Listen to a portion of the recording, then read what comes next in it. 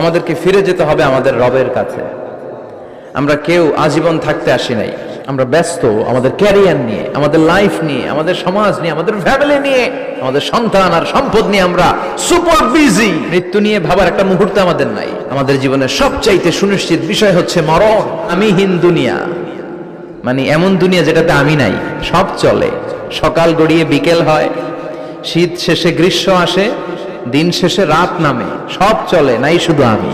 এত টাকা দিয়ে কি হবে, এত সম্পদ দিয়ে কি হবে, এত ব্যস্ততা দিয়ে কি হবে তোমার? স্টপ, থামুন, অনেক হয়েছে। আন্না, মরার আগে একবার মরো। তোমার হিসাব নেওয়ার আগে তুমি একবার নিজের হিসাবটা করো না। আপনাকে শেষ বিদায় দিতে, গুড বাই জানানোর জন্য, আল ওয়াদা, বিদায় জানাতে আসবে সবাই। আসেন আমরা আল্লাহর নামে তিনটা তাকবীর পড়ে আমাদের জড়তা, ভীরুতা, লাজুকতা, কাপুরুষতাকে ঝেড়ে ফেলে দিয়ে আমরা ঈমানের তেজদীপ্ত বয়ান শুরু করে দেই। আমরা আল্লাহর নামের তিনটা তাকবীর পড়ব। প্রথম তাকবীর পড়ব যারা বিবাহিত আছি তারা, দ্বিতীয় পর্যায়ে পড়ব অবিবাহিতরা, তৃতীয় পর্যায়ে সবাই মিলে। রাজি আছেন তো? বিবাহিত কারা কারা আসছেন হাত দেখান আমারে। মাশাআল্লাহ, আসছে অনেক, হাত নামান। অবিবাহিত কারা কারা আসছে দেখি। যারা চালাক আছে দুই হাত করে তুলতেছে, দুই হাত করে তুলছে এরা, এক হাত করে তুলো। মা, এর সব অবিবাহিত, এই দুষ্টগুলা সব একসাথে থাকে। আল্লাহ এদেরকে ইসলামের জন্য তুমি কবুল করো। আমিও যুবকদের ভালোবাসি বেশি, যুবকরাও আমারে ভালোবাসে বেশি। আল্লাহ এই ভালোবাসাগুলো যেন কোরআনের জন্য হয়, ইসলামের জন্য হয়। আল্লাহ এই যুবকদেরকে সাইয়েদনা হামজার মতো কবুল করো, ওমরে ফারুকের মতো ইসলামের সৈনিক হিসেবে কবুল করে নাও। হাত নামান। তো আমি লিল্লাহি তাকবীর বললে বিবাহিতরা প্রথমে পড়বেন আল্লাহু আকবার, দ্বিতীয় পর্যায়ে আমি লিল্লাহি তাকবীর পড়লে অবিবাহিতরা পড়বেন আল্লাহু আকবার। দেখি আমার নানার শ্বশুরবাড়ির এলাকার লোকদের কাদের গলায় জোর বেশি, বিবাহিতদের না অবিবাহিতদের? বড়িয়া কৃষ্ণপুরে বিবাহিতদেরকে আঞ্চলিক ভাষায় আপনারা কি বলেন? বিয়েটা একই, অনেক জায়গায় বলে বিয়াতা। তারপর নোয়াখালীতে না কোন জায়গায় শুনলাম বিতি, বিতি আর আবিতি, এখানে বিয়াইটা আর আবিয়াইটা। তো শুরুতে বিবাহিতরা তাকবীর পড়বেন, শুরুতে বিবাহিতরা রেডি হয়ে যান। আপনারা রেডি? আপনারা প্রথমে তাকবীর পড়েন, লিল্লাহি তাকবীর। মাশাআল্লাহ। এবার অবিবাহিতদের পালা।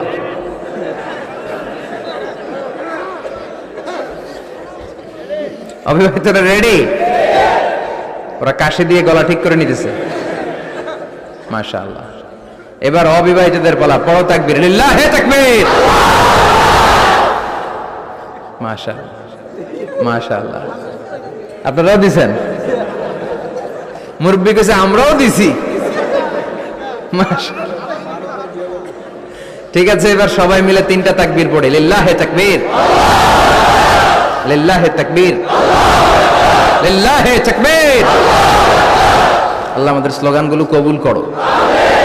তোমার এই নামের তাকবীর যেন আমরা সব সময় দিতে পারি। এই তাকবীর কিন্তু আল্লাহর কাছে খুব পছন্দনীয়। আমি একটু আগে বলছিলাম না যে আহাব্বুল কালামি ইলাল্লাহি আরবা, আল্লাহর কাছে সবচেয়ে প্রিয় বাক্য চারটা, এর মধ্যে একটা হচ্ছে আল্লাহু আকবার। চারটার একটা কি? সব সময় এই তাকবীরের সাথে থাকবেন তো? যারা এই তাকবীর পড়ে তাদের সাথে থাকবেন সবাই। আল্লাহ তৌফিক দাও। আমি আমার খুতবার শুরুতে সূরাতুত তাকাসুরের প্রথম দুই আয়াত তেলাওয়াত করেছি। এই সূরার মধ্য দিয়ে আল্লাহ তাআলা কি মেসেজ আসলে আমাদেরকে দিতে চাইলেন আমি আপনাদের সাথে অল্প কিছু সময় শেয়ার করব ইনশাআল্লাহ। পড়ে এই সূরার মূল মেসেজ হচ্ছে আমরা এই পৃথিবীতে থাকতে আসি নাই, চলে যাব আমরা। কেউ আমরা থাকতে পারবো? We have to go back to you Lord, we have to go back to our Lord। আমাদেরকে আমাদের রবের কাছে ফিরে যেতে হবে। নাকি আজীবন থাকবেন? কথা বলেন। চলে যেতে হবে। কখন যে কে চলে যায় তার কোনো ঠিক নাই, হ্যাঁ, কেউ জানি না, কিন্তু এতটুকু জানি যে চলে যাব। গত কয়েকদিন আগে এদেশের আপকামিং একজন ইয়াং স্কলার হুট করে চলে গেলেন। নাম শুনছেন? কি নাম? হ্যাঁ, শাহাদাত ফয়সাল। আমাদের বয়সী বা আমাদের চেয়ে ছোট, আপকামিং মধ্যম পন্থার একজন আলেম ছিল, চলে গেল। অনেক আশা ভরসা ছিল অনেকের তার উপর যে সে he is an upcoming scholar, সে মধ্যমপন্থী। ডক্টর আব্দুল্লাহ জাহাঙ্গীর স্যারের নাম শুনেছেন? ভাল লাগে না কথাগুলো শুনলে? হৃদয়টা ঠান্ডা হয়ে যায়, কারো পক্ষপাতিত্বে যায় না, যেটা হক, যেটা সমাজের জন্য কল্যাণকর সেটার কথা বলে। এই মাঝামাঝি থাকতে পারাটা সবচেয়ে কঠিন, ঠিক কিনা? আল্লাহ বলেছেন ওয়াকাযালিকা জাআলনাকুম উম্মাতান ওয়াসাতান লিতাকুনু শুহাদা আলান নাস, তোমাদেরকে হতে হবে উম্মাতান ওয়াসাতান, মধ্যমপন্থী উম্মাত, মাঝামাঝি থাকতে হবে। কিন্তু আমরা এদেশে মার্জিনালাইজ করে ফেলি, বুঝতে পেরেছেন? এক প্রান্তে চলে যাই, যারা চরমনায়ের মুরিদ অন্যদেরকে আর দেখা যাবে না, যারা শর্ষিনার মুরিদ এরাই সব, অন্যদিকে যাওয়া যাবে না, যারা জামাত ইসলাম অন্যদিকে আর যাওয়া যাবে না, যারা হেফাজতে ইসলাম অন্য কারোর মধ্যে আর হক নাই, যারা আহলে হাদিস এরা তো সব নিয়েই গেছে, সব হক সুন্নাহ এদের কাছে, কারো মুখের কোনো কথা এদের কাছে কোনো দাম নাই। আপনি যত হকের কথা বলেন এদের দলেই নাকি ঢুকতে হবে। তো আমার এই দেশে সুন্নি ভাইরা গালি দেয় আহলে হাদিস বলে, আবার আহলে হাদিসরা আমার গালি দেয় সুন্নি বলে, বুঝতে পেরেছেন? মাঝামাঝি থাকাটা এই বাংলাদেশে খুব কঠিন, কিন্তু আপনাকে মাঝামাঝি থাকতে হবে, আপনাকে ওয়াসাতিয়ার পদ্ধতিতে আসতে হবে, উম্মাতান ওয়াসাতা, মাঝামাঝি। মাঝামাঝি ডানেও না বায়েও না, সিরাতুল মুস্তাকিমে ডান বাম নাই, এটা সোজা। এই রাস্তা একবার যদি উঠে যান এই রাস্তা শেষ হয়ে যাবে জান্নাতুল ফেরদাউসের ভিতরে, চিল্লায় বলেন ঠিক কিনা? এজন্য আমরা যেন মিডল পাথ ধরি, আমরা যেন কট্টর না হই, আমরা যেন মাঝামাঝি হই। আপনি তাবলিগ করতে পারেন, করেন, খুব ভালো। তাবলিগের ভাইদের একটা ভালো গুণ হচ্ছে নিজের খেয়ে নিজের পরে ইসলামের দাওয়াত দেয়, ঠিক কিনা? নিজের টাকা ভেঙে দাওয়াত দিচ্ছে, তো তাদের কারণে অনেকে কালিমা শিখছে, অনেকে নামাজ শিখছে, তাদেরও কন্ট্রিবিউশন আছে না নাই? তো যারা তাবলিগ করেন আপনি মনে করবেন না যে সব হক সব সত্য, শুধু আপনি হকের ডিলার এটা মনে করবেন না, সব সত্য হক এটা আপনার বাবার দাদার সম্পত্তি এটা মনে করবেন না। সব দলের মধ্যে হক থাকতে পারে, বরং সব দলের ভালো ভালো জিনিসগুলো নিয়ে নিজেকে সাজানো দরকার। কথা বলেন? জামাত ইসলামের মতো, হেফাজতে ইসলামের মতো আন্দোলনের স্পিরিট থাকতে হবে, চিল্লা এখন ঠিক কিনা? আমার সুন্নি ভাইদের মতো নবীর প্রেম অন্তরে থাকতে হবে, চিল্লা এখন ঠিক কিনা? তাবলিগের ভাইদের মতো হৃদয়ে ইখলাস থাকতে হবে।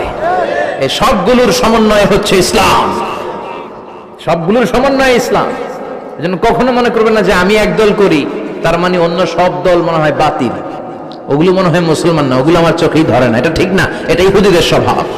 ইহুদিরা শুধুমাত্র হকের ডিলার মনে করতো নিজেদেরকে, ইহুদি ছাড়া বাকি কাউরে ওরা চোখে দেখতে পারতো না। এজন্য আমরা কি কট্টরপন্থী হব না মধ্যমপন্থী? চিল্লায় বলেন কট্টরপন্থী না মধ্যমপন্থী? আল্লাহ আমারে যতদিন বাঁচিয়ে রাখা আমি এই মধ্যমপন্থার কথা বলেই যাব, up to my death. It's my mission, it's my vision. এটাই আমার লক্ষ্য, যে মধ্যমপন্থার ইসলামকে প্রমোট করা, যেটা বিশ্বনবীর ইসলাম, যেটা মদিনার ইসলাম, যেটার মধ্যে বাড়াবাড়ি নাই, ছাড়াছাড়ি নাই, ঠিক কিনা? আল্লাহ তুমি আমাদেরকে বুঝার তৌফিক দান করো। সূরার নাম হচ্ছে সূরাতুত তাকাসুর। চিল্লায় বলেন কি নাম? এই সূরার সেন্ট্রাল সাবজেক্ট ম্যাটার হচ্ছে we have to go back to our Lord. আমাদেরকে ফিরে যেতে হবে আমাদের রবের কাছে। আমরা কেউ আজীবন থাকতে আসি নাই। থাকতে পারবো আজীবন? দাদা চলে গেল, বাবা চলে গেল, মা চলে গেল, মামা চলে গেল, খালু চলে গেল, এরপর আমাদের টনক নড়ে না, তাই না? পাগল পড়া হয়ে আছে এই পৃথিবীর জন্য। মরতে যে হবে এটা ভাববার সময়টুকু আমাদের নেই। আমরা ব্যস্ত আমাদের ক্যারিয়ার নিয়ে, আমাদের লাইফ নিয়ে, আমাদের সমাজ নিয়ে, আমাদের ফ্যামিলি নিয়ে, আমাদের সন্তান আর সম্পদ নিয়ে আমরা super busy. We are leading a very super busy life. We don't have even a single time to think about death. মৃত্যু নিয়ে ভাবার একটা মুহূর্ত আমাদের নাই। কিন্তু পৃথিবীর সবচাইতে সুনিশ্চিত বিষয় হচ্ছে মৃত্যু, ঠিক কিনা? The most certain thing in our life is death. আমাদের জীবনের সবচাইতে সুনিশ্চিত বিষয় হচ্ছে মরণ, মরবই আমরা। And the most uncertain thing in our life is the time of death. আর আমাদের জীবনের সবচেয়ে অনিশ্চিত বিষয় হচ্ছে মৃত্যুর সময়। আমরা জানি না। মরবো যে এটা জানি, জানেন না? কিন্তু কখন মরবো এটা জানি? এই সূরাটা আপনারে এই জিনিসটা জানান দিতে এসেছে যে দুনিয়ার সম্পদ, লোভ, লালসা এগুলো নিয়ে পড়ে থেকো না। এই যে আমাদের ফ্যামিলি, আমাদের বাচ্চা কাচ্চা, আমাদের এত টাকা পয়সার হিসেব, মাস শেষে বাড়ি ভাড়া, গ্যাসের বিল, এইটা সেটা, আপনি কি মনে করছেন যে আপনি চলে গেলে এগুলো থেমে থাকবে? কিছুই থেমে থাকবে না, সব চলবে আগের মতো, থাকবেন না আপনি। এজন্য শাহাদাত ফয়সাল ওনার ফেসবুকে সর্বশেষে লিখে গিয়েছিল, আমি হীন দুনিয়া, মানে এমন দুনিয়া যেটাতে আমি নাই, সব চলে। সকাল গড়িয়ে বিকেল হয়, শীত শেষে গ্রীষ্ম আসে, দিন শেষে রাত নামে, সব চলে, নাই শুধু আমি। চিল্লায় বলেন ঠিক কিনা? তো এজন্য এগুলি একটু ভাবেন। অনেক ব্যস্ত আমরা। এই দুনিয়ার পুরো জীবনটা এটা হচ্ছে লালসাময় একটা জীবন, লোভ, মরিচিকা, মায়াজাল। এই মায়াজালে আমরা আটকে আছি, ফলে মৃত্যুর কথা আমরা ভুলে গিয়েছি। পাগলের মতো ছুটছি, আরো টাকা লাগবে, আরো খ্যাতি লাগবে, আরো যশ লাগবে, আরো দাপট লাগবে আমার। এত টাকা দিয়ে কি হবে? এত সম্পদ দিয়ে কি হবে? এত ব্যস্ততা দিয়ে কি হবে তোমার? স্টপ, থামুন, অনেক হয়েছে, আন্না, থামুন। Take a rest, take a breath and think about death. Think that you have to go back to your Lord. একটু বসেন না, একটু ভাবেন যে আমাকে চলে যেতে হবে, চলে যেতে হবে। এই কোলাহল, এই ব্যস্ততা, এগুলো থাকবে, থাকবো না আমি। সাইয়েদনা ওমর ফারুক বলেছেন, মুতু ক্বাবলা আন তামুতু, মরার আগে একবার মরো। হাসিবু ক্বাবলা আন তুহাসাবু আলাইকুম, তোমার হিসাব নেওয়ার আগে তুমি একবার নিজের হিসাবটা করো না। কাগজ বের করে একটু লিখো না, কি কি ভালো কাজ করছিলা, যেগুলো দিয়ে নাজাতের ওয়াসিলা হতে পারে, 1 2 3, আর কি কি আকাম কুকাম করছো দেখো না, লিখে দেখো তোমার অবস্থাটা কি। মরার আগে একবার মরো। মরার আগে খাটের মধ্যে শুয়ে শটান করে চোখ বন্ধ করে একবার মরার ভান করে দেখেন কেমন লাগে। চোখটা বন্ধ করেন আর ভাবেন আপনি নাই, কি কি হতে পারে ভাবেন।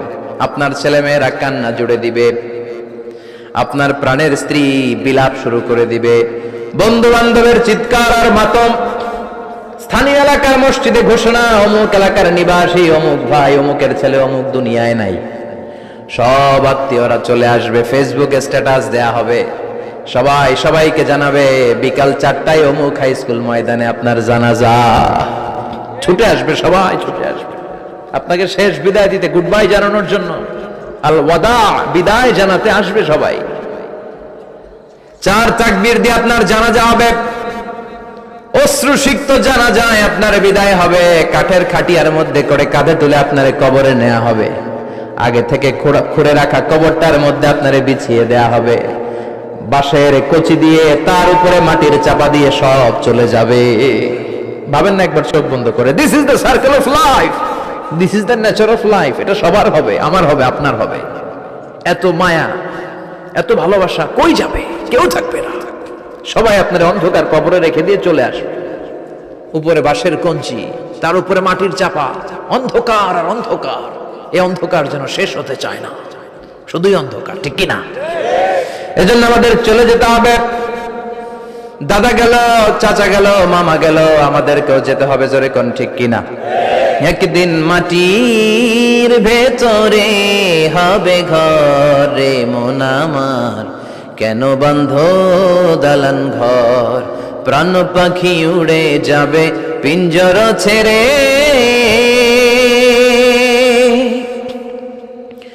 ধরা ধামে সবই রবে, তুমি যাবে চলে। বন্ধু বান্ধব যত, মাতা পিতা যারা সুত, সবই হবে তোমার পরে। মন আমার কেন বন্ধ দালান ঘর, একদিন মাটির ভেতরে হবে ঘরে মন আমার, কেন বন্ধ দালান ঘর, ঠিক কিনা? সব পরে থাকবে, চলে যেতে হবে আমাদেরকে। এজন্য আখিরাতের কথা যেন আমাদের স্মরণ হয়। বিশ্বনবী বলতেন, নাহাইতুকুমান জিয়ারাতিল কবুর, আমি তোমাদেরকে কবর জিয়ারত করতে আগে নিষেধ করতাম, কিন্তু এখন নিষেধাজ্ঞা প্রত্যাহার করে নিলাম। এখন সব সময় তোমরা কবরের সামনে যাবা আর জিয়ারত করবা। কবরস্থানে জানতো বড়ুয়া কৃষ্ণপুরের এই গ্রামের কবরস্থান আছে কোন দিকে?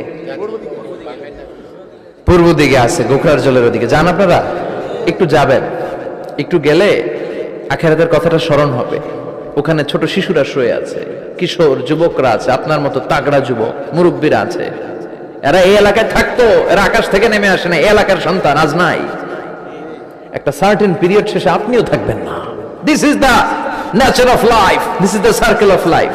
ছোট্ট শিশু হয়ে এসেছিলেন, শৈশব, কৈশোর, যৌবন, প্রৌঢ়ত্ব। আগে ছিলেন সিঙ্গেল, বিয়ে করে হয়ে গেলেন ডবল। এরপরে আল্লাহ আপনাকে একটা মেয়ে দিল, এরপরে মেয়েকে বিয়ে দিয়ে শ্বশুর হলেন, এরপরে ওই মেয়ের ঘরে সন্তান হতে নানা হলেন। আর কতদিন? অনেক দিন হলো তো, অনেক লম্বা সময় পেয়েছেন আপনি। Think about that. এবার যাওয়ার কথা ভাবেন, আখিরাতের সামানের কথা ভাবেন, ফিরে যেতে হবে।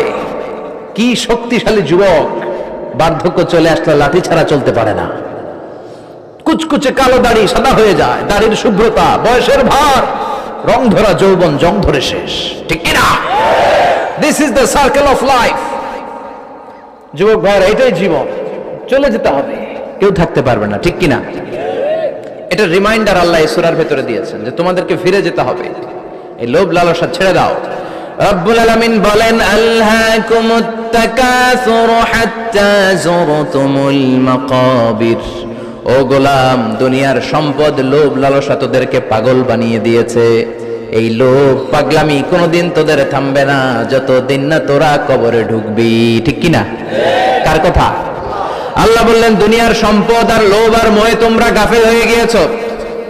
আখিরাতের কথা বেমালুম তোমরা ভুলে গিয়েছো। কিন্তু আখিরাতে তোমাদের যেতেই হবে, কবরের বাড়িতে তোমাদের ঢুকতেই হবে, ঠিক কিনা? যেতেই হবে, আমরা ভুলে যাই। আলহাকুমুত তাকাসুর, অতিরিক্ত পাওয়ার লোভ, বেশি বেশি খাওয়ার লোভ, বেশি বেশি জমানোর লোভ মানুষকে গাফেল বানিয়ে দিয়েছে। এটা মানুষের স্বভাব, আরো চাই আরো চাই, এই স্বভাবটা আছে না নাই? দেখবেন ছোট বাচ্চারা মসজিদের দোয়া অনুষ্ঠান শেষে জিলাপি দেয় না? বড়ুয়া কৃষ্ণপুর কি দেয়? আগে বাতাসা দিত না, এখন কি দেয়? জিলাপি দেয়, মিষ্টি দেয়। তো মসজিদের 2-3 গেট থেকে যদি দেয়, ছোট বাচ্চারা দেখবেন এদিক দিয়ে কয়েকটা নেয়, নিয়ে আবার ওই গেটে লাইন ধরে। ওর হাত হলো ছোট হাত, ওর হাত ভর্তি জিলাপি, আর নেওয়ার জায়গা নেই, এরপর আরেক জায়গায় লাইন ধরছে, আরো লাগবে আরো লাগবে, এই আরো আরো আরো চাই। এই স্বভাবটাই মানুষকে কুড়ে কুড়ে শেষ করে দিয়েছে। এত লাগবে কেন তোমার? চাহিদার কোনো শেষ নাই। Unlimited demand of human being. যার আছে বেশি তার চাই বেশি। যার সাইকেল আছে তার হোন্ডা চাই, হোন্ডা আছে তো প্রাইভেট কার চাই, প্রাইভেট কার আছে তো প্লেন চাই, প্লেন আছে তো হেলিকপ্টার চাই, হেলিকপ্টার আছে তো ওইটা চাই, ওইটা আছে তো সেটা চাই, ঠিক কিনা? এলাকার মেম্বার যে হয়েছে চেয়ারম্যান হতে চায়, আছে না নাই? চেয়ারম্যান সাহেব এমপি হতে চায়, আছে না নাই? এমপি সাহেব মন্ত্রী হতে চায়, আছে না নাই? মন্ত্রী সাহেব প্রধানমন্ত্রী হতে চায়, আছে না নাই? কিন্তু এই দেশে সুযোগ নাই। কথা কন? এই দেশে প্রধানমন্ত্রী সিলেক্টেড। 2-3 জনের বাইরে কেউ প্রধানমন্ত্রী হতে পারবি না, ঠিক কিনা? আমার এই জীবনে তো আমি 2-3 জনই দেখলাম। বেগম খালেদা জিয়া, মাননীয় প্রধানমন্ত্রী শেখ হাসিনার ছোট্টবেলা দেখেছি এরশাদকে, আমরা তখন ছোট। তো মানুষের চাহিদার কোনো শেষ নাই, যার আছে বেশি তার চাই বেশি। এজন্য বিষ্ণু বলেছেন, উনজুরু ইলা মান হুয়া আসফালা মিন, তোমার চেয়ে যে খারাপ আছে ওর দিকে তাকাও। ওয়ালা তানজুর মান হুয়া আ'লা মিন, তোমার চেয়ে যে ভালো আছে ওর দিকে তাকায়ও না, তোমার চেয়ে যে খারাপ অবস্থানে আছে ওর দিকে তাকাও। অনেকে নিজের অবস্থান নিয়ে সুখী না, এরকম আছে না নাই? আল্লাহ আমার এটা দিল না রে, ওইটা দিল না রে, পাইলাম না রে, কিচ্ছু হয় না, কি করব জীবনে, হতাশ। আসলে আছে কিন্তু অনেক, কিন্তু শুকরিয়া নাই, ডাকাত, ঠিক কিনা? নিজের অবস্থান নিয়ে সুখী না, কিন্তু অনেক লোক আছে তারা আপনার অবস্থানে পৌঁছতে চায়। তাদের দিকে তাকিয়ে দেখেন, আপনি যে অবস্থানে আছেন এই অবস্থানে পৌঁছাটা অনেকের কাছে স্বপ্ন। তারা প্রতিনিয়ত সংগ্রাম আর স্ট্রাগল করে যাচ্ছে আপনার অবস্থানে পৌঁছতে, আর আপনি এটা নিয়ে সন্তুষ্ট না। শেখ সাদির নাম শুনেছেন? বালাগাল উলা কাশাফাত দুজা, এই কবিতাটার রচয়িতা ইরানের বিখ্যাত এক কবি। উনি একবার আর্থিক সমস্যার মধ্যে দিয়ে সময় কাটাচ্ছেন, টাকা নাই, পয়সা নাই, পায়ে দেওয়ার মতো জুতা নাই। উনি খুব দুঃখ পেলেন, হায় রে, আমি ইরানের এত বড় কবি, আমার পায়ে দেওয়ার মতো জুতা নাই। দুঃখ ভরা মন নিয়ে রাস্তায় হাঁটতে বেরোলেন। হাঁটতে হাঁটতে হঠাৎ দেখলেন একটা লোক শুয়ে শুয়ে কাঁদছে, ওই লোকটার 2টা পাই নাই, পাই নাই। উনি সেজদায় পড়ে গেলেন, আল্লাহর কাছে ক্ষমা চাইলেন, আল্লাহ অনেক দিয়েছ, শুকর আলহামদুলিল্লাহ। এজন্য যেই পরিস্থিতিতেই থাকি না কেন আমরা কি পড়বো? জোরে বলেন, কি পড়বো? এজন্য আল কানাতু মিনাল ইসলাম, অল্পে তুষ্ট থাকার নাম হলো ইসলাম। সম্পদ লাগবে কিন্তু সম্পদের পাহাড় লাগবে না, ঠিক কিনা? অল্প খান, অল্প পড়েন, অল্প জামান, অল্পের ভেতরে বরকত ঢুকাইয়া দিছে কে? দেখবেন যাদের সম্পদ অল্প তারা সুখী বেশি। জরিপে এটা দেখা গিয়েছে, অনেক সার্ভেতে এটা এসেছে, যারা সম্পদশালী এরা দুঃখী বেশি, এদের দুঃখ বেশি, টেনশন বেশি। খুব স্বাভাবিক, টাকা যার বেশি রোগ তার বেশি, টাকা যার বেশি টেনশন তার বেশি, টাকা যার বেশি ঘরে শান্তি তার কম। আছে না নাই? ঘরের ভেতরে অশান্তি, ছেলে কথা শোনে না, ছেলে টানে গাঞ্জা, মেয়ে করে পরকিয়া। আছে না নাই? স্ত্রী কথা শুনে না, ভালোবাসা নাই, ঘরটা জাহান্নামের টুকরা। রোগ বালাই, এক একটা হসপিটাল বিল পরিশোধ করতে মাসে 5 লাখ 10 লাখ। আছে না নাই? কিছু খেতে পারে না, ডাক্তার একেবারে ডায়েট মেনু বেঁধে দিয়েছে। ডায়েট, ভেরি ডায়েট মেনু, এটা এটা এটা এটা কিছুই খাবেন না, শুধু গরু খাবেন না, খাসি খাবেন না, চিংড়ি খাবেন না, খালি ঘাস খাবেন। ইচ্ছে মতো ঘাস খাবেন, মানে ঘাস জাতীয় যত আইটেম আছে সব খাবেন, শাক খাবেন, সবজি খাবেন, সালাদ খাবেন। গরু, চিংড়ি, মুরগি, গোশত, ইলিশ কিছু খেতে পারে না। তাহলে রোগ বেশি, খাওয়ার মজা নাই, ঘরে সাংসারিক শান্তি নাই, খালি ব্যারাম আর ব্যারাম। ঠিক কিনা? কিন্তু সম্পদের পাহাড় গড়েছে।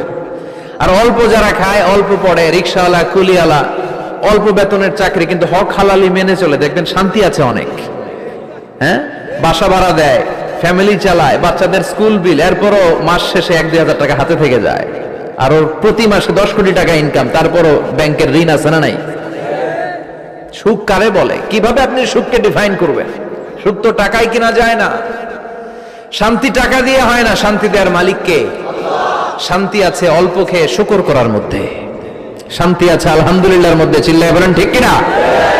এজন্য অল্প খাবো, অল্প পড়বো, অল্প জামাবো, অল্পের ভেতরে বরকত দিয়েছে কে? দেখেন, ধনী ভাইরা খেতে পারে না, কিন্তু রিকশালার কি সমস্যা হয়? রিকশালারা সব খেতে পারে, কুলিওয়ালা, দিন মজুর, এরা একেবারে স্লিম সুঠাম দেহি, মেদহীন পেট, পেটে কোনো মেদ নাই, ভুড়ি নাই। আর কোটিপতিদের মেদ আছে না নাই? এত বড় বড় পেট। ঠিক কিনা? আমাদেরও পেট আছে, তবে হালাল পেট, এটা হারাম টাকা দিয়ে এই ভুড়ি বানাই নাই আমরা। চিল্লায় বলেন ঠিক কিনা? রিকশাওয়ালা, কুলিওয়ালা নিজেও নামাজ পড়ে, বউ নামাজ পড়ে, বাচ্চাটাও নামাজ পড়ে, রিকশা চালায় আর জিকির করে লা ইলাহা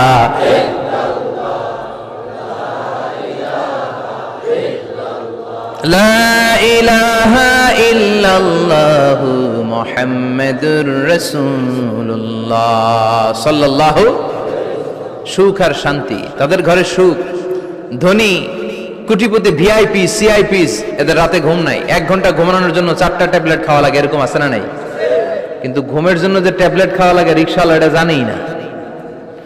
ওর যেখানে রাইত ওইখানেই, ওর মাথা বিছনায় লাগতে দেরি, ওর ঘুম আসতে দেরি হয়। ওর ঘুমে নাকের ডাকের আওয়াজে ট্রাকের ইঞ্জিনও ফেল। সুবহানাল্লাহ। অনেক বেশি সম্পদের পাহাড় করা লাগবে, এই চিন্তা যেন আমাদের মাথায় না আসে। চিল্লায় বলেন ঠিক কিনা? এজন্য রব্বুল আলামিন বলেন আলহাকুমুত তাকাসুর হাত্তা যুরতুমুল মাকাবির। বেশি বেশি সম্পদ উপার্জনের আকাঙ্ক্ষা তোমাদেরকে আখিরাত থেকে গাফেল বানিয়েছে।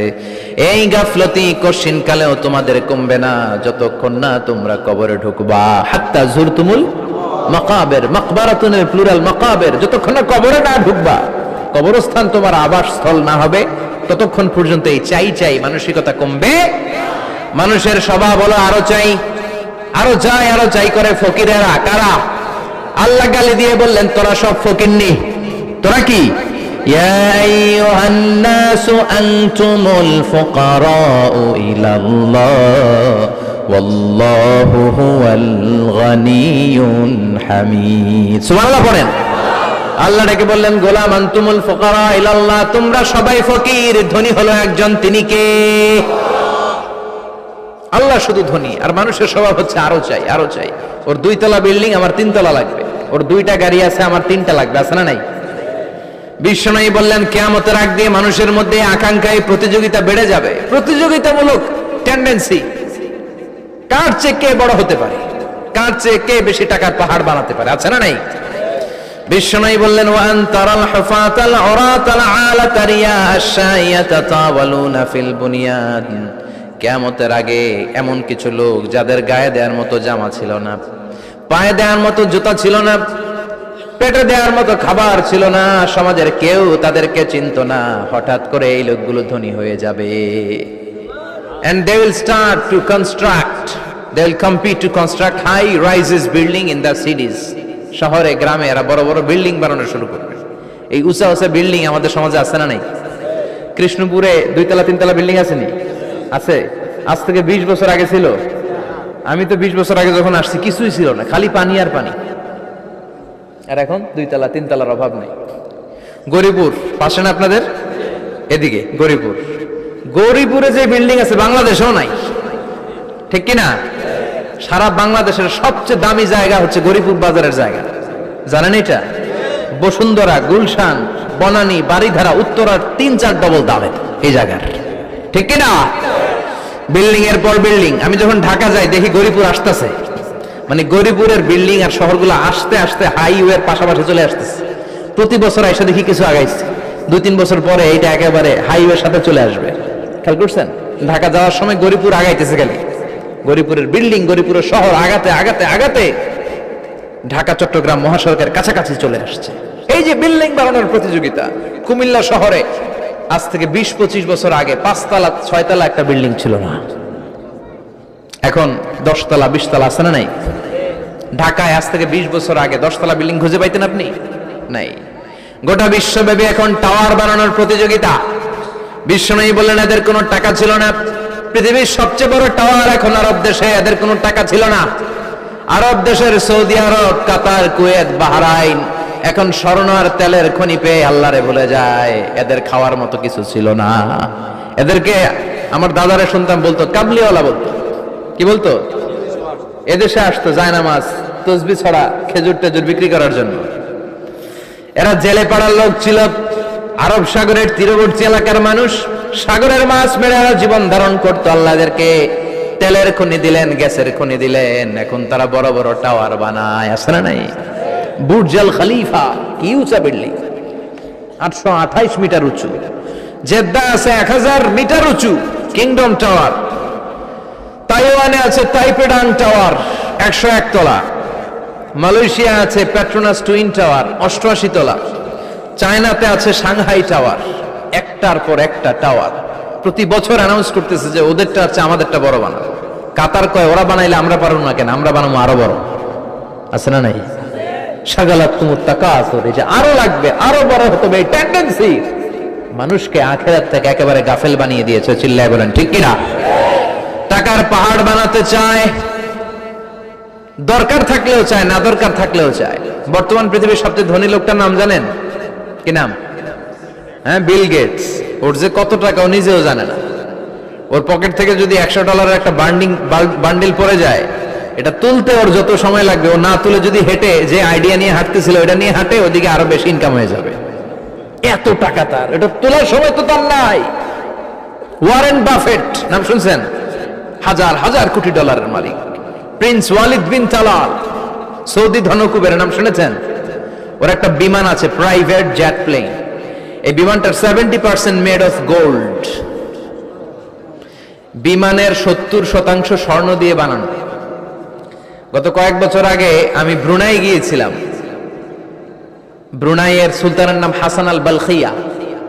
উনি একটা প্যালেস, প্যালেস আরবিতে বলে কাসার, মানে হচ্ছে রাজপ্রাসাদ। পৃথিবীর সবচাইতে বড় রাজপ্রাসাদ ব্রুনাইতে বান্দার সিরি বেগাওয়ানে অবস্থিত। আমি গিয়েছি ওখানে। প্রায় 1800 থেকে 2000 কক্ষ আছে ওই প্যালেসে, রাজপ্রাসাদে। ওই রাজপ্রাসাদের টয়লেটের কমোড গুলো মেড অফ গোল্ড, স্বর্ণ দিয়ে বানানো। আউযুবিল্লাহ পড়বেন না? এই হাসান আল বালখিয়া নিজে বিমান চালায়। ওর সংগ্রহে 500টা রোলস রয়েস লাক্সারিয়াস কার আছে। 500 রোলস রয়েস। গুগল ইউটিউব যারা করেন সার্চ দিয়ে দেখবেন ওর কি পরিমাণে গাড়ি। রোলস রয়েস গাড়ি হচ্ছে one of the luxurious car in the world.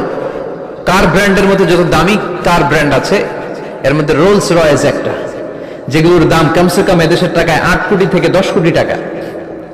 আচ্ছা বলেন, এই গাড়িগুলো যারা হাই প্রোফাইলের ভিআইপিস, তারা ফ্যামিলির সবাইকেও যদি একটা করে গাড়ি দেয়, একজনের কয়টা গাড়ি দরকার? 5টা, 10টা, 20টা? বললাম যে 20টা গাড়ি লাগবে ওনার। 500 গাড়ি দিয়ে উনি কি করবে? তার সংগ্রহে 500টা রোলস রয়েস।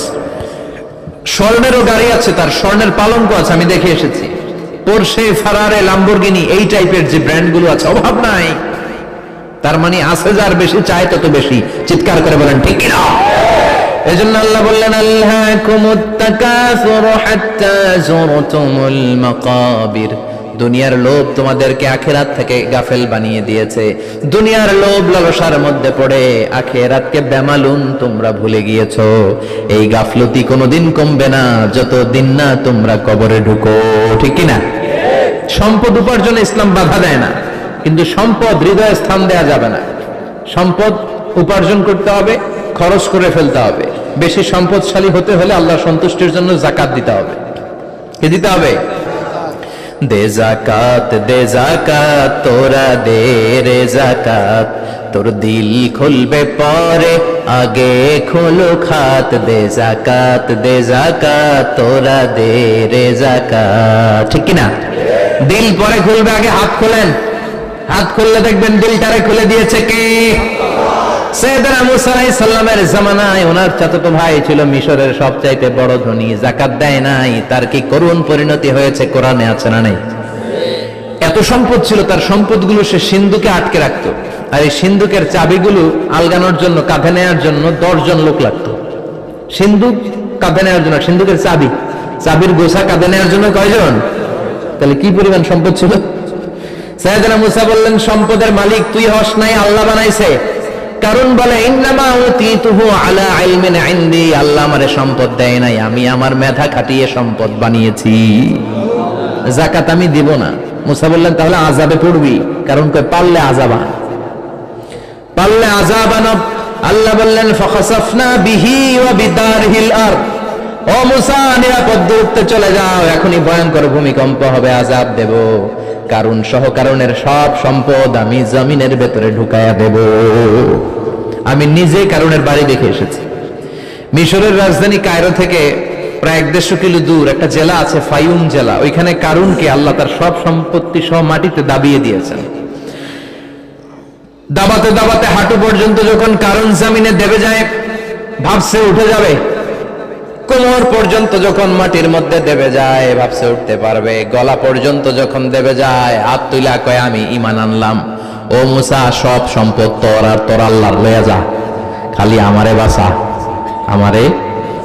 সব গাদ্দারদের একই পরিণতি। ফেরাউনরেও যখন আল্লাহ লোহিত সাগরে পানি খাওয়াতে খাওয়াতে পেটটা এত বড়, হাত তুলা কয় আনা মিনাল মুসলিমিন, আমি মুসলমান, আমি ভালো মানুষ। আল্লাহর কোরআন সাক্ষী, সে বলেছে আনা মিনাল বনি ইসরাইলরা যে আল্লাহরে মানে, আমিও তারে মানি, আমিও আল্লাহর দলের একনিষ্ঠ কর্মী। আর পানি খাইতে পারি না, আল্লাহ বাঁচাও। আল্লাহ কয় আরো খা। শেষ, ফেরাউন শেষ, নমরুদ শেষ, কারুন শেষ। পুরো সম্পদ সহ আল্লাহ কারুনকে জামিনের ভেতরে দাবিয়ে দিলেন। এজন্য সম্পদ যাদের বেশি, যাকাত দেওয়ার দরকার আছে না নাই? দারিদ্রতা বিমোচনের জন্য যাকাত দিবেন। যাকাতের শাড়ি লুঙ্গি এইভাবে না, অনেকে কিন্তু দেয় যাকাতের শাড়ি, যাকাতের লুঙ্গি, যাকাতের গামছা, এরকম ডাকাইত আছে না নাই?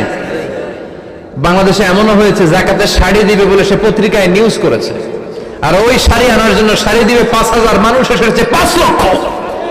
পদপৃষ্ট হয়ে 11 জন নারী এক জায়গায় মারা গিয়েছে। কিয়ামতের দিন আল্লাহ বিচারের কাঠগড়ায় এই বিজনেস ম্যাগনেটকে দাঁড়িয়ে সেদিন জিজ্ঞাসা করবে যে কেন তুই এদেরকে কষ্ট দিয়েছিলি? চিল্লা এখন ঠিক কিনা? এদের মৃত্যুর দায়ভার এই শিল্পপতি এড়াতে পারবে না। যাকাতের শাড়ি, যাকাতের লুঙ্গি বিতরণের জন্য আল্লাহ তোমার ধনী বানায় নাই। ধনীদের দায়িত্ব হলো গরিবের হাতে সম্পদ পৌঁছে দেয়া। ও ফি আমওয়ালিহিম হাক্কুন লিসাইলি ওয়াল মাহরুম। গরিব আমার কাছ থেকে সম্পদ আর যাকাত নিয়ে সে আমার প্রতি করুণা করেছে। আমি যাকাত দেই বলে আমি কোনো দয়া দেখাই নাই। কথা বুঝতে পেরেছেন? আইডিয়াটা ক্লিয়ার করে নেন। যাকাত দেয়া আমার জন্য কি? কথা বলেন, ফরজ। আর যে যাকাত নেয় তার জন্য যাকাত খাওয়া কি ফরজ? আমি গরিব মানুষ, আমি যাকাত খাবো না, না খেয়ে থাকুম, রোজা রাখুন। কথা কন। আমার যে যাকাত নেওয়া লাগবে আমার কোনো কথা নাই, কিন্তু আমি যে ধনী আমার দিতেই হবে, এটা ফরজ। তার মানে আমি দিয়ে আমি দয়া করি নাই, ও নিয়ে আমারে বাঁচাইয়া দয়া করে গেছে। চিৎকার করে বলো ঠিক কিনা? ইসলাম বলে রাস্তার এক পাশে 5 তলা, আর এক পাশে গাছতলা, এটার নাম ইসলাম না। খেটে খাওয়া মানুষ, সুবিধা বঞ্চিত মানুষদের দ্বারে যে তুমি যাকাতের টাকা পৌঁছে দাও। যাকাতকে ফরজ করা হয়েছে দারিদ্রতা বিমোচনের জন্য। আপনি শাড়ি লুঙ্গি দিলে কি হবে? ওরে শাড়ি দিচ্ছেন দুপুরে, রাত্রেবেলা ও আরেক জায়গায় লাইন ধরে আছে, বিরিয়ানির প্যাকেট দিতেছে ওইখানে। কথা কোন? সারাটা বছর ও জাকাতের টাকা নেবে, ওর কিচ্ছু হবে না, বরং এমন কিছু তাকে করে দিতে হবে যেটা দিয়ে সে ফ্যামিলি লিড করতে পারে। একটা সিএনজি কিনে দেন, ওই ফ্যামিলিতে কোনো যুবক থাকলে সিএনজি চালায়া, অটো চালায় ফ্যামিলিটারে চালাবে। একটা টঙের দোকান করে দেন, চায়ের দোকান, চা বিক্রি করে ফ্যামিলিটারে চালাবে।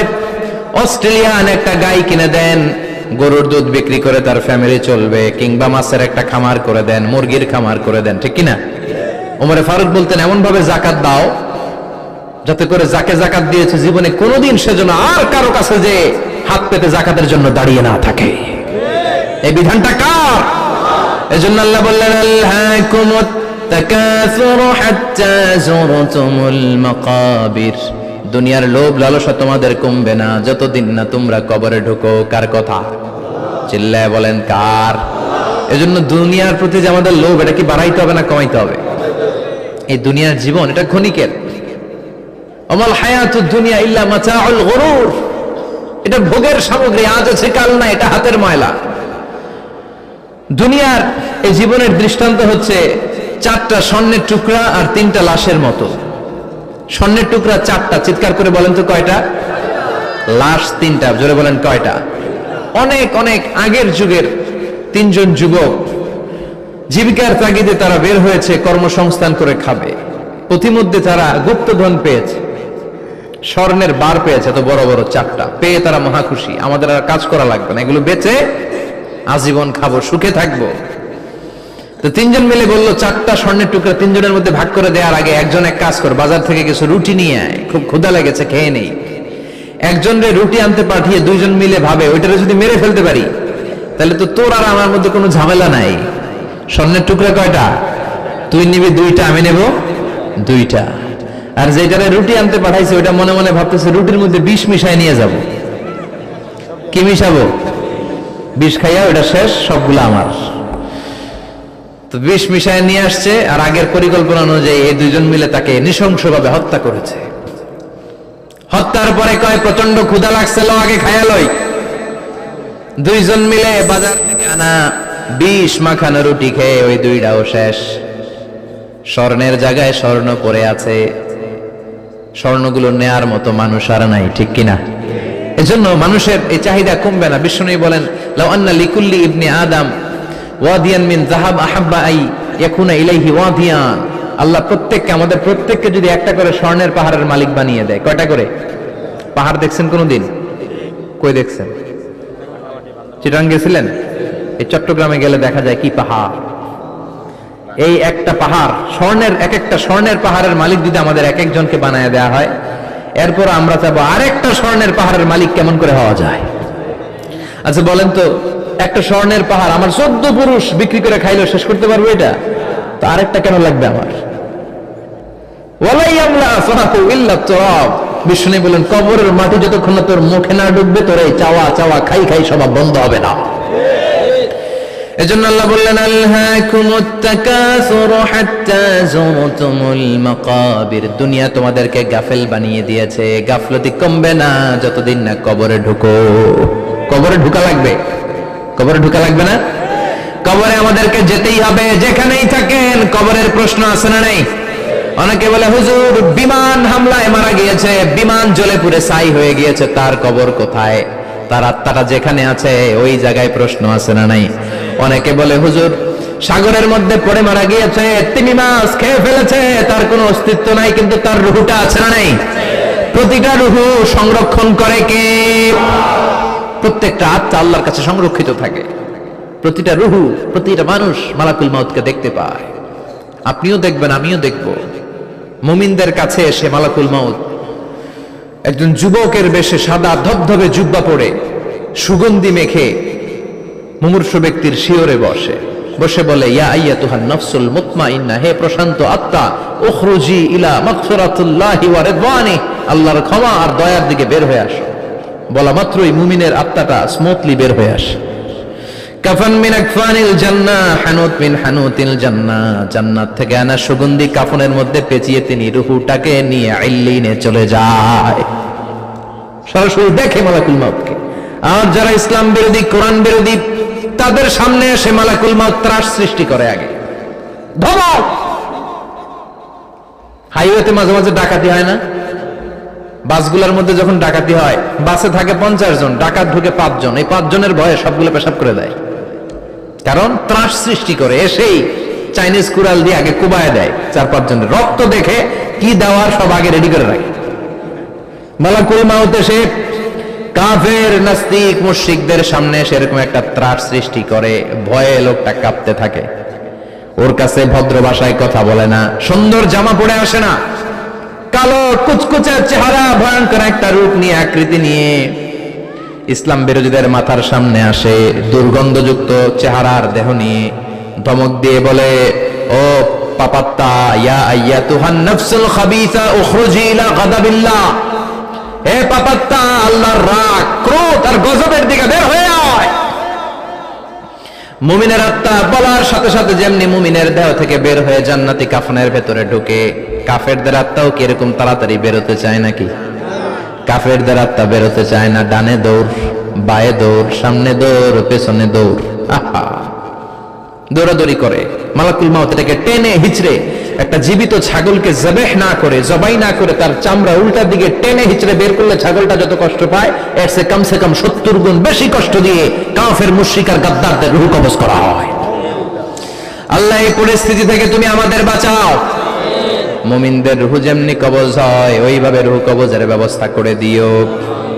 ইমানের মৃত্যু নসিব করে দিও, শাহিদি মৃত্যু নসিব করে দিও।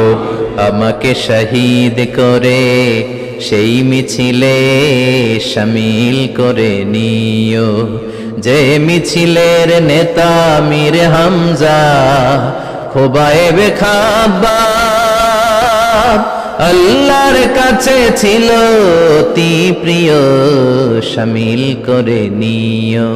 আমাকে শহীদ করে সেই মিছিলে শামিল করে নিও। পড়েন আমিন, আরো জোরে পড়েন আমিন। তার মানে বিমান দুর্ঘটনায় হোক, কিংবা লঞ্চ ডুবিতে হোক, কিংবা আগুনে পড়ে হোক, কিংবা আত্মঘাতী হামলায় হোক, যে যেখানেই মারা যায়, কবরের 3টা প্রশ্ন তার জন্য আছে না নাই? ইসলাম বিরোধীদের জন্য প্রশ্ন 3টা, আপনারা যারা মুমিন তাদের জন্য 4টা, আপনাদের জন্য একটা বেশি। আলহামদুলিল্লাহ কোন? কবরে এসে প্রথম প্রশ্ন করবে, মুনকার নাকির যখন চলে আসবে, 40 কদম যখন আত্মীয় স্বজনরা লাশটাকে কবরের মধ্যে দিয়ে 40 কদম চলে যায়, তখনই ফেরেশতা চলে আসে। আহা, শেষ, সব শেষ। এসেই পরীক্ষা শুরু। মার রব্বুক, তোর রবের নাম কি? চিল্লায় বলেন, আমাদের রবের নাম কি? আমরা বলবো রব্বি আল্লাহ, আল্লাহ আমারে রব। দমে দমে তনু মনে তারি অনুভব। পড়েন, আল্লাহ আমারে রব। তোমার দুনিয়াতে আমি যেদিকে তাকাই, অথই নিয়ামতে ডুবে আছি সবাই।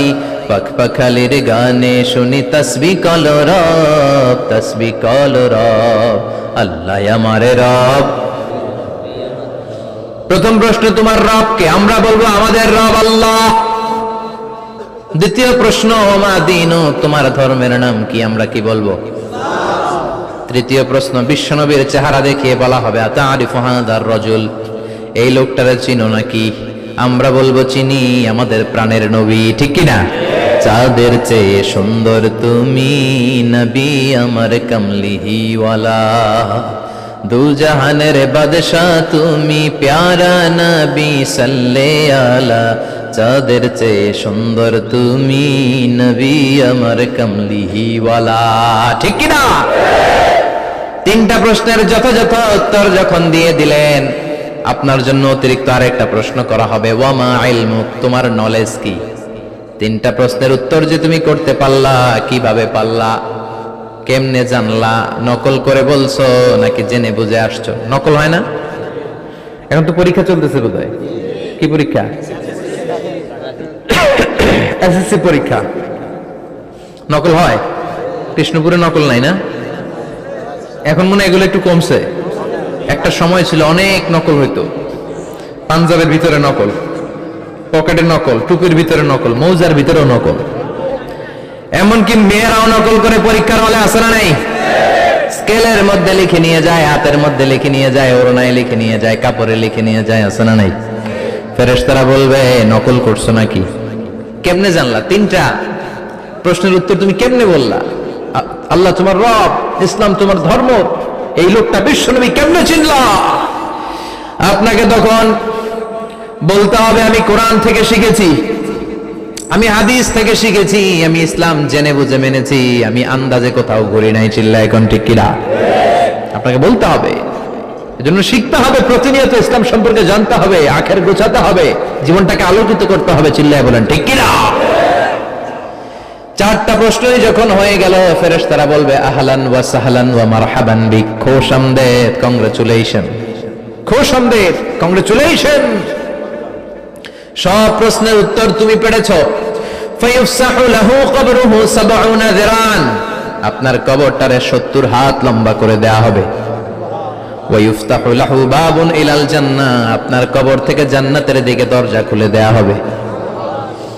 ওয়া ইউলবাসু মিন লিবাসি আহলিল জান্নাহ, জান্নাতের দুইটা রেশমি কাপড়ের পোশাক এনে আপনারে পরিয়ে দেয়া হবে।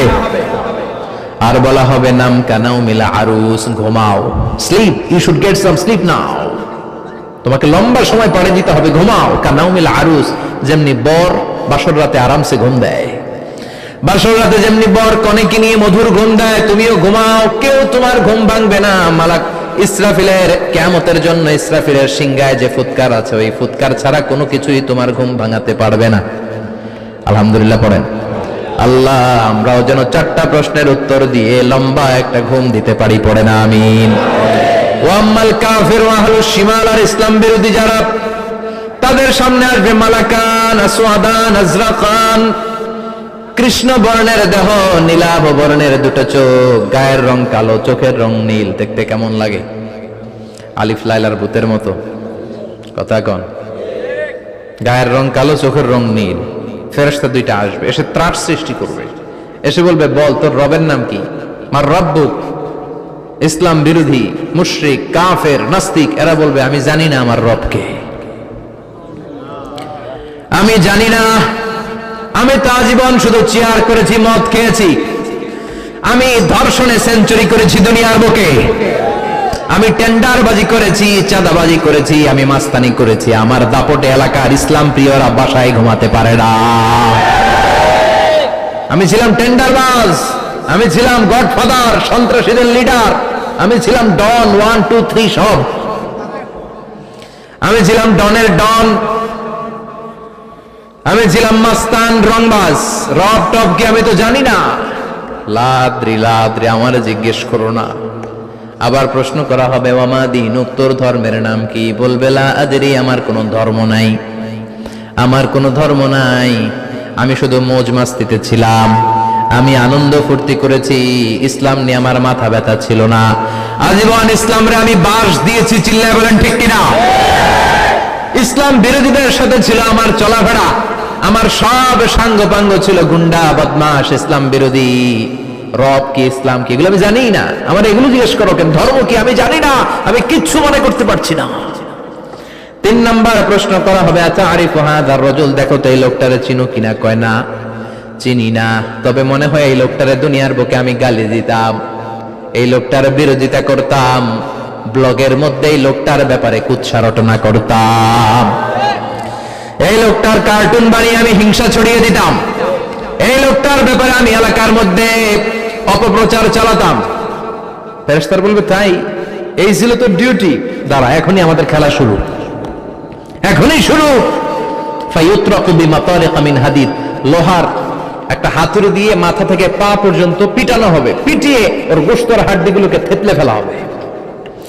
ওয়ায়ুকালু লিল আরদি ইলতাইমি, কবরের দুই পাশের মাটিরে বলা হবে এবার দুই দিক থেকে তোরা চাপ দে, চাপ দেয়া হবে, ধাক্কা ধাক্কি করেও সে সুবিধা করতে পারবে না, মাটি আস্তে আস্তে আস্তে আস্তে দেহের দুই দিকে লেগে এমন জোরে দুইটা চাপ দিবে, ফাতাখতালিফা আদলাউহু, তার ডান পাশের পাজরের হাড্ডি বাম দিকে ঢুকে যাবে, বাম দিকের হাড্ডি ডানে চলে যাবে। বিশ্বনবী বললেন এই হাতুড়ি দিয়ে পিটানোর শাস্তি, কবরের চাপ দেওয়ার শাস্তি চলতেই থাকবে হাত্তাল কিয়ামা, কিয়ামত পর্যন্ত। আল্লাহ কবরের শাস্তি থেকে আমাদের বাঁচাও। আমরা এই আযাব পেতে চাই না, আমরা যেন ঠিকভাবে কবরের 4টা প্রশ্নের উত্তর করে দিয়ে লম্বা ঘুম দিতে পারি, আল্লাহ তুমি তৌফিক দাও। এজন্য আল্লাহ বললেন, গোলাম দুনিয়া নিয়ে পাগল হয়ে থেকো না। এই দুনিয়ার জীবন আসল জীবন নয়, আসল জীবন হলো কবরের জীবন। জোরে বলেন ঠিক কিনা? এই জন্য মাঝে মাঝে কবরে যাবেন, কবরস্থানে দাঁড়িয়ে চিন্তা করবেন, এই জায়গায় আমারও আসতে হবে। দিন যাবে, রাত আসবে, বৃষ্টি হবে, শীত আসবে, কেউ আমার দেখতে আসবে না। একা থাকতে হবে, একা, বড় একা, অন্ধকার, বড়ই অন্ধকার। ওই কবরের জীবনের সামান গোছানোর দরকার আছে না নাই? ওই কবরে সুখে শান্তিতে থাকতে চাইলে নামাজ পড়ার দরকার আছে না নাই? কোরআন পড়ার দরকার আছে না নাই? ছেলে মেয়েগুলোরে মানুষের মতো মানুষ করার দরকার আছে না নাই? আজকে যিনি উপস্থাপক চমৎকার কথা বললো, আমরা যেন মাদককে না বলি, আমরা যেন ফেন্সিডিলকে না বলি, আমরা যেন ইসলামের পক্ষে থাকি, আমরা ইসলামের কোন বিপক্ষে শক্তির সাথে যেন হাত না মিলাই। সব সময় যেন আমরা কোরআনের পক্ষে থাকি, ইসলামের পক্ষে থাকি। 5 ওয়াক্ত সালাতগুলো যেন জামাতের সাথে আদায় করি, আব্বা আম্মার যেন খেদমত করি, আর বিনয়ী মানুষ যেন হতে পারে। ঠিক কিনা? আল্লাহ আমাদের সবাইকে কথাগুলো বুঝার ও আমল করার তৌফিক দান করো।